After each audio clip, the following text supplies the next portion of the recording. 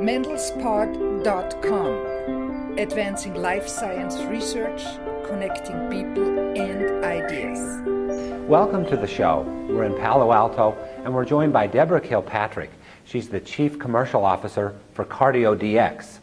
The diagnostics company was recently named one of Fierce's 15 most promising private companies in 2012. Today's show is brought to you by Genia Technologies, makers of integrated circuits for last-gen DNA sequencing. Biology, meet the integrated circuit. Welcome to Mendel's Pod. Thank you. Happy to be here. So two really big pieces of good news from you guys this year. First, your Corus CAD test, approved by Medicare. And then shortly after, you announced you had raised another $58 million. Correct. So I want to get into what you're doing right there. I mean, you're a pioneer in diagnostics and especially getting reimbursed. So, but first of all, could you explain the Corus CAD test? So it's called Corus CAD. Oh, Corus CAD, okay. So that's the first thing. And it's a blood-based gene expression test that allows clinicians to identify patients who are presenting with symptoms suggestive of coronary artery disease who actually don't have it. We are able to do this by measuring the messenger RNA levels of 23 genes in peripheral blood. Okay. And so was there anything on the market like this before? No. I mean, I know there wasn't a diagnostic, but was there other kind of a way of telling if there was? Sure. So typically the usual care for these patients who are presenting with these symptoms is to go to cardiac imaging, either non-invasive in the form of myocardial perfusion imaging or CT angiography, or even invasive imaging in the form of invasive angiography. And so we are able, based on our clinical trial data, to actually identify which patients are best suited for these modalities. Can you talk a little bit about the technology of the test? Sure. Sure. So in much the same way that gene expression testing has revolutionized cancer, and in breast cancer in particular, we are able to take messenger RNA levels from the white blood cells in the peripheral blood draw to actually identify the likelihood that a given patient does not have obstructive coronary artery disease.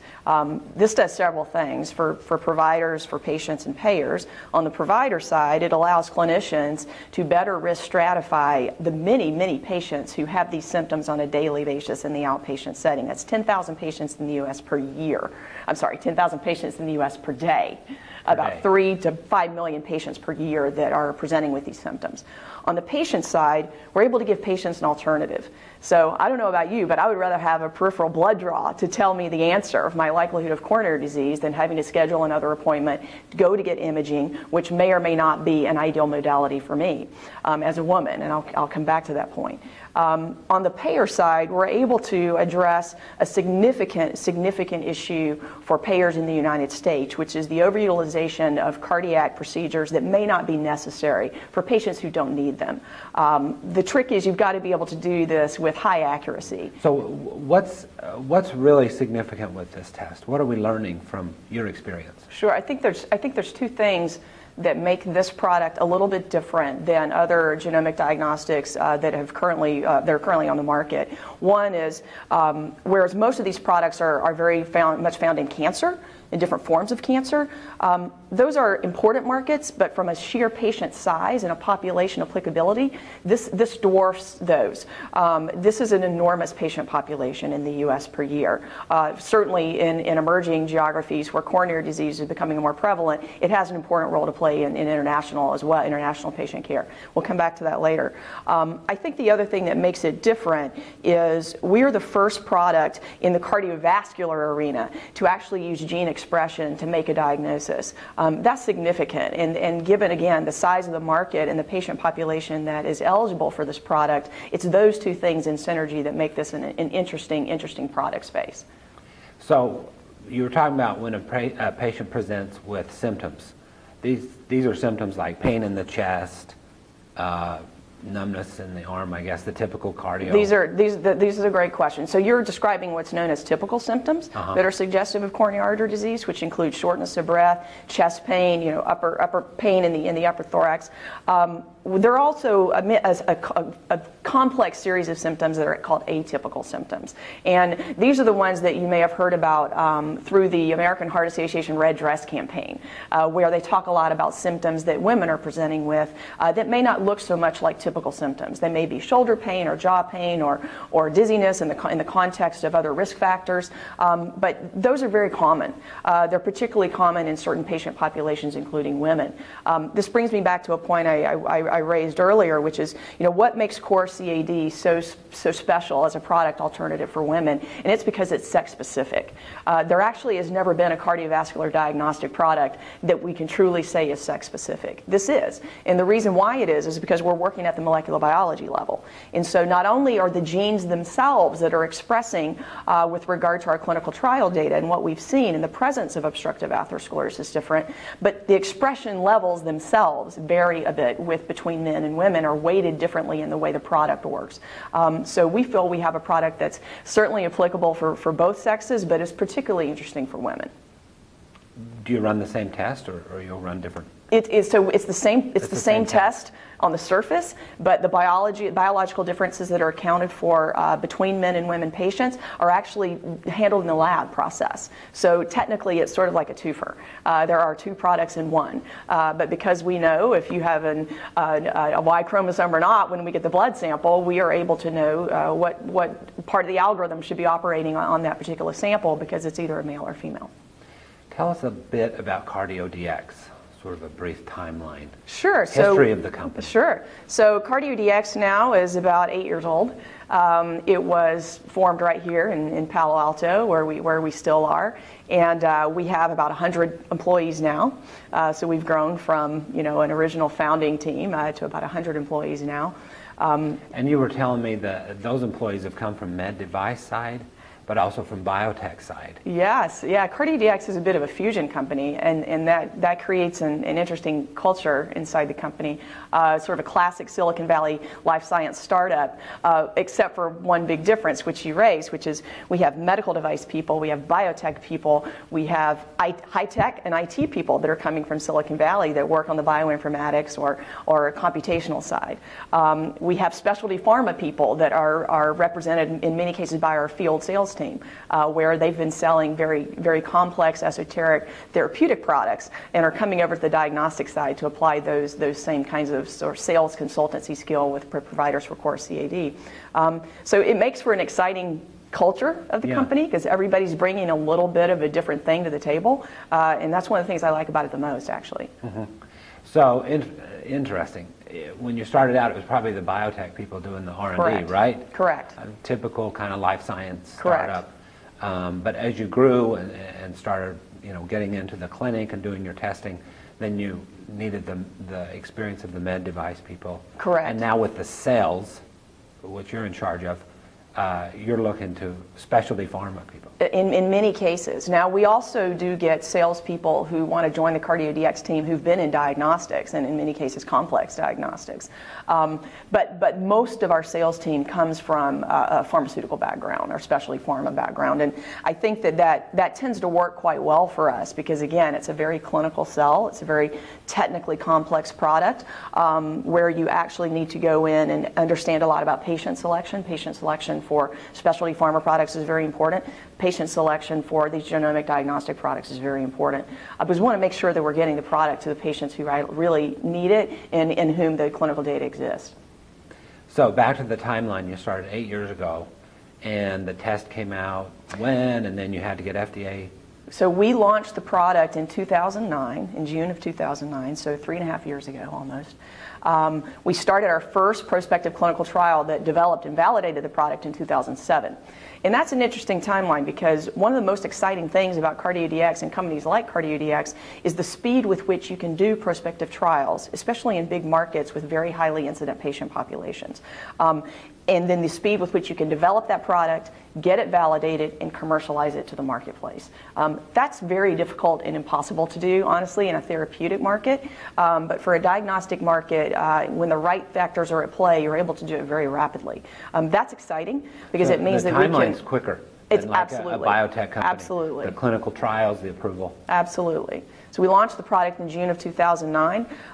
In the last 3.5 years that's represented by the timeline between then and now, we've done over 31,000 patients commercially. We've also completed another prospective clinical trial in that time. That was a study that validated the product in our commercial patient population, and actually also looked at a comparison to standard of care imaging at the same time. And you were able to get the approval from Palmetto without the FDA. Medicare. Yes, Medicare. that's Medicare. Yeah. That's a separate issue. Right. Yeah, of course. But usually it's one then the other, right? In the therapeutic space, it very frequently is, though that there are reasons why that is. That happens to do with the product development timeline and when you launch and when you commercialize things on the therapeutic side. In this case, it's very common for these products to actually be launched commercially and have no coverage yet, and have Medicare coverage or commercial payer coverage along the way. Now, that's a blessing and a curse, right? Because you can begin to drive physician adoption and get patient utilization of your product, but you're not getting paid for it yet in the U.S. market, the way the insurance process works. And so, we're very, very focused on getting payer adoption in 2012 and 2013, and the Medicare coverage in August for us was a seminal part of that process for sure. Yeah, congratulations on that. I mean, reimbursement's really become the holy grail for diagnostics companies, right? I remember hearing Pierre Castagnol, he's no longer there, but at XDX, right, saying FDA approval and getting the product out there is just the beginning. Right. It all comes down to reimbursement. It's true, absolutely. So why is it so hard to get? I think there are multiple factors at play, and I think the easiest sort of baseline answer to give is the standard answer of, there are so many moving parts in the U.S. healthcare system now between healthcare reform and payer reform and the way that things are changing in general in the reimbursement space. But so let's put those factors aside because those are playing out for everyone. I think what makes this particular sector an interesting situation with regard to reimbursement and brings on a lot of complexity is these are new products. And so to the degree to which you can have precedent coverage policies and decisions apply to these very different products, I think is difficult and perhaps not so straightforward. That's number one.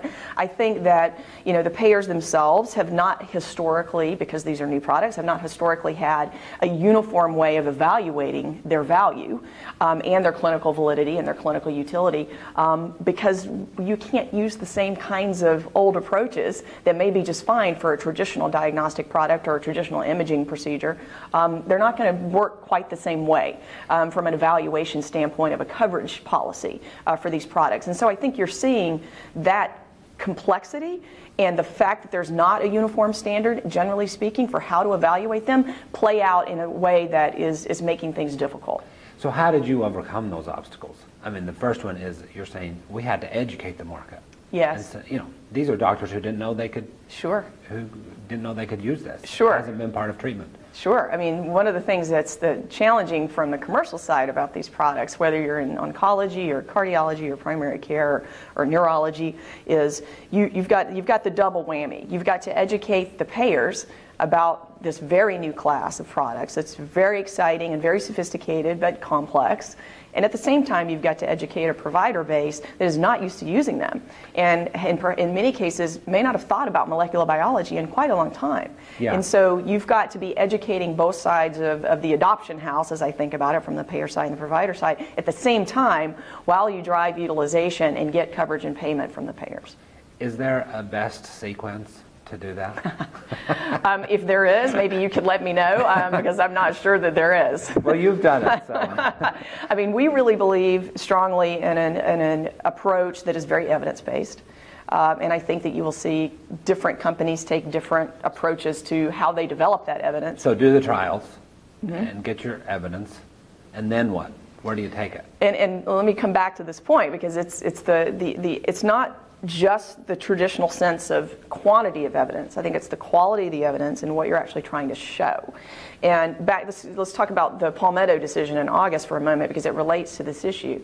One of the things that the companies were very thankful for in California around the Palmetto MolDX program, which was put in place to evaluate these products in a uniform way and with full transparency about what was required for coverage and payment.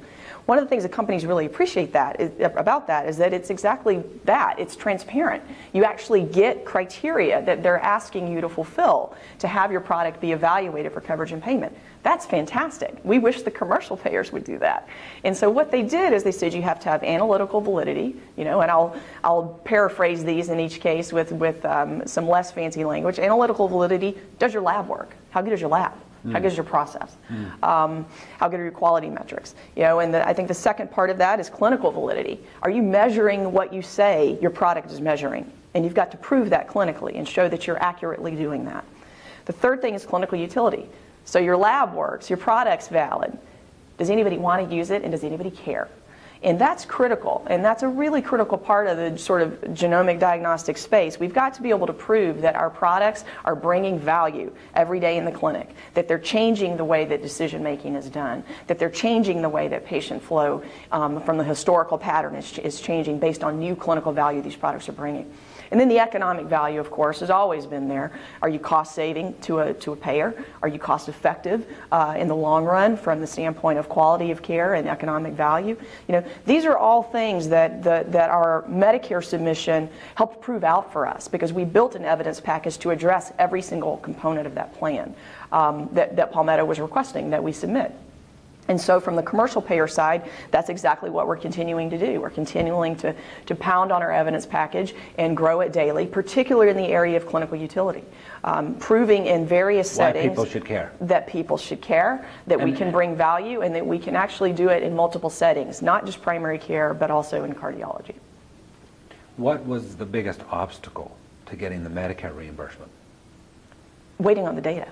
The data. Yeah, because it takes companies, especially emerging companies, small companies, time and money to actually do these studies, and to do them in a prospective way, which also is a big distinction about CardioDx. All of our studies have been prospective. And in a lot of cases, particularly in the cases of oncology companies, they actually have not always done prospective studies because they have 20 years of tumor samples sitting in banks that they can study. We don't really have that. So we generally have done all of our studies in a prospective sense. And that takes time and money. And your suggestion is for companies to start talking to them right away. Absolutely. So they can give you the guidance of what they're Absolutely. looking for. And were they open? Yes, very much. Very much. And educated in the molecular diagnostic side, and, yes, very and ready much. To go there. Yes.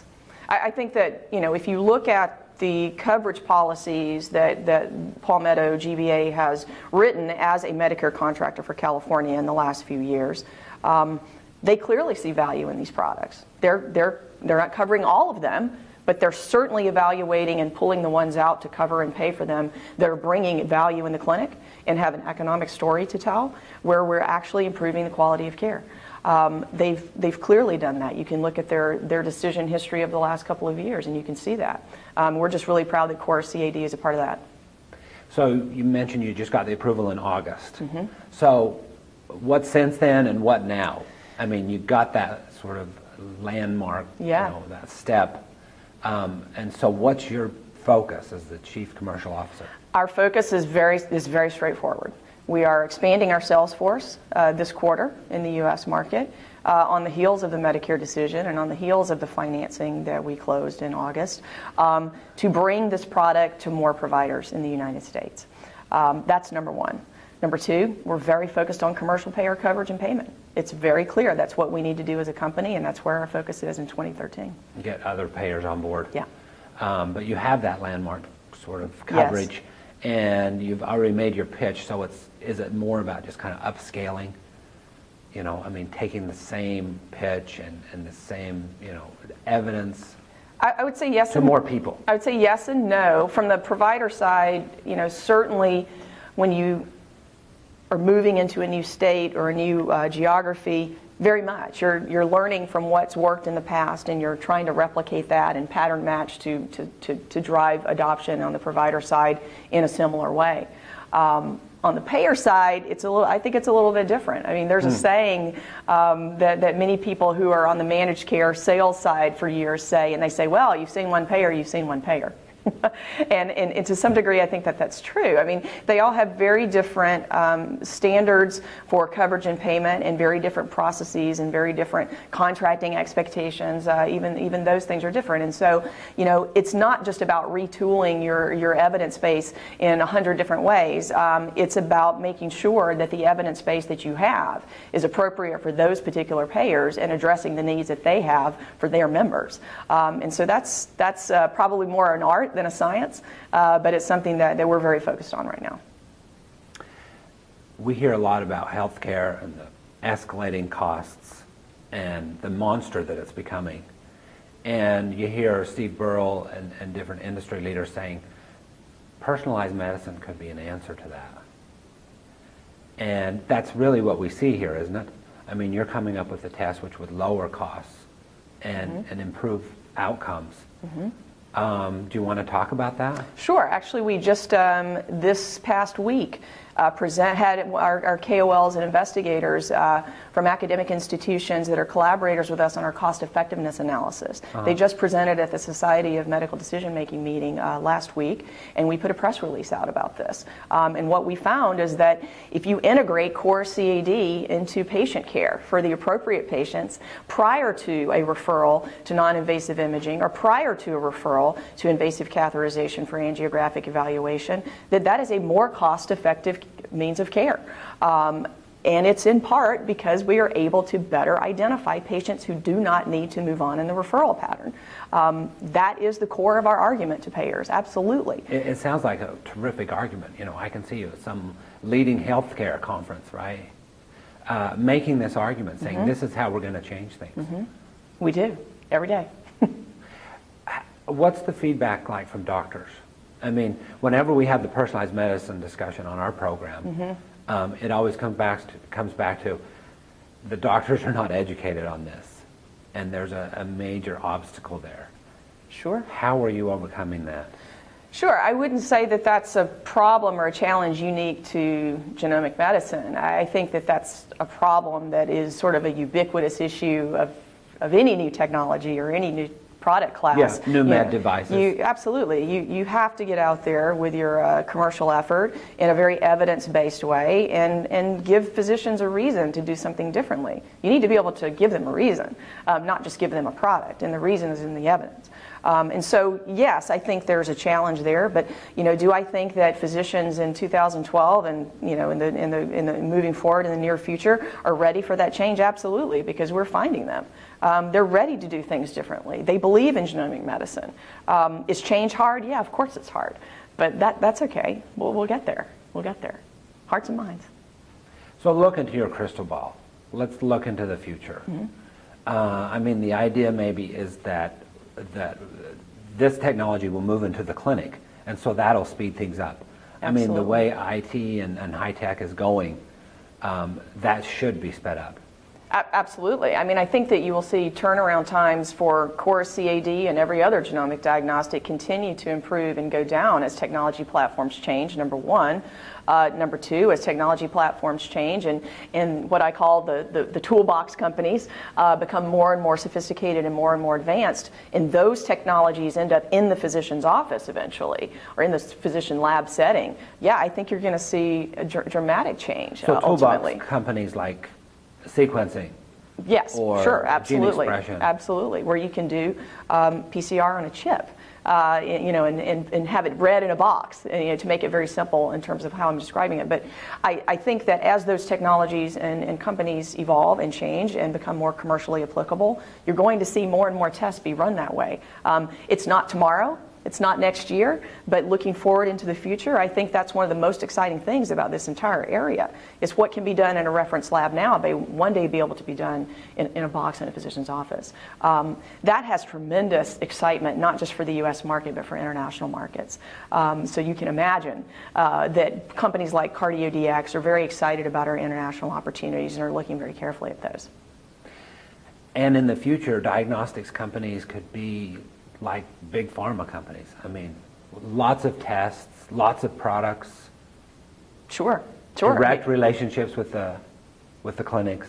Yeah, I think that's absolutely possible. I mean, once the technology platforms allow more and more vertical integration of these products into different channels or different settings commercially, I think that there are a number of business models that could evolve. Those are all very exciting things to us, and certainly all of our CFOs and business development heads at these companies are looking very closely at those things. I think that one of the most exciting parts of this from CardioDx standpoint also is our product pipeline.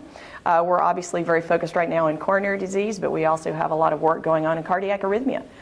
So we are very focused on areas where there are cardiovascular procedures that are costly, perhaps unnecessary, or perhaps the patients that are getting to them today aren't quite the best patients. When we have the intersection of those things, we believe that CardioDx may have a role to play in better diagnostics. And so those are just two of the examples of our pipeline focus right now. When we talk about the cost savings, versus the traditional whatever's done in the past, you have to talk about one of the biggest challenges, I know, talking with people in this industry, is the misaligned incentives for doctors. Yes. Doctor may make more money with an angioplasty. Yes. I mean, they will. And how do you get them to go this direction? I mean, I know that's $1 million. Yeah, that's a multi-million-dollar question. So what you're referring to is what we often on the commercial side refer to as channel conflict. And so in a given distribution channel or provider channel, what are the incentives that are entrenched and exist today that may present a hurdle to commercialization of these new types of diagnostics? And absolutely in the case of, I'll focus on cardiac imaging. I mean, cardiac imaging growth in the last decade was predominantly in physician offices, not in hospital settings. Now that is evolving and changing over time, but that's certainly what the last decade looked like. And so what that means is, yeah, you've created, the system has created an entrenched incentive around the utilization of cardiac imaging that is perhaps not always the best choice for patients, but certainly in the majority of cases it probably is. I'm not here to suggest that it's being widely misused. I'm just simply suggesting the data is showing us, certainly payers are telling us, that it's being overutilized in patients that it was perhaps not designed to be used on. And I think there's a compelling case to be made that that's because of the entrenched incentives and reimbursement rates in the way that ownership and reimbursement is handled for cardiac imaging. How do we deal with that? We deal with it with evidence. It's very straightforward. We believe that we have the evidence to, for a certain patient population, make a compelling case for utilization of Corus CAD prior to that imaging referral. We believe better for the patient. It's clearly better for the patient from the standpoint of the outcome and the standpoint of the procedure, and the standpoint of any risk associated with procedure. Yeah, we believe that. If you're an employer group and you're thinking about how you have a self-insured employer plan, we believe there's fewer lost work days associated with Corus CAD because you can get the blood draw at the initial clinic visit. So we believe there's a compelling patient convenience story that is not just for patients but is also for payers. But really the underlying rationale has to be in the clinical evidence, and we feel that it is, and we feel that that data is there. Are you reaching out to patients? I mean, the patients are becoming a lot more knowledgeable, and there's these sites like Patients Like Me where they're getting involved. They want to find this out. They learn about these tests and take them to their doctors. Do you have a site that integrates with patients? So on the CardioDx.com website, there is a for patients section. However, if your question is also, do we do direct outreach to patients? The answer is no. That doesn't mean we won't in the future. It just means right now we don't. We believe our story needs to be told first to physicians and clinicians.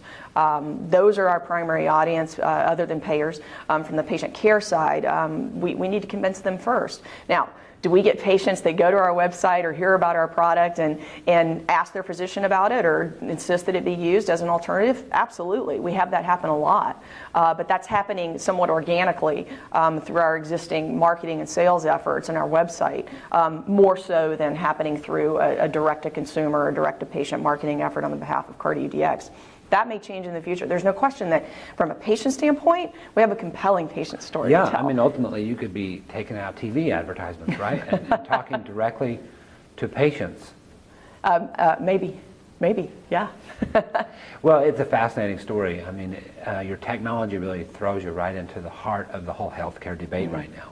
No pun intended. It wasn't, no. So let's just talk a little bit about you. Yeah.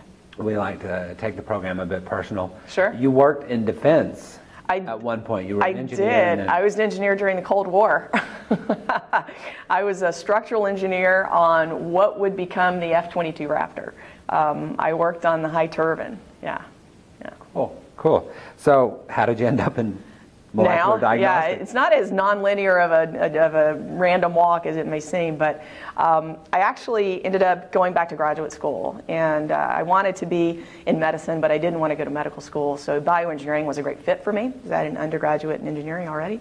And so you were you liked the space of medicine, yes, for some reason, yes, but you didn't want to be a doctor. Did not want to be a physician. Yeah, exactly.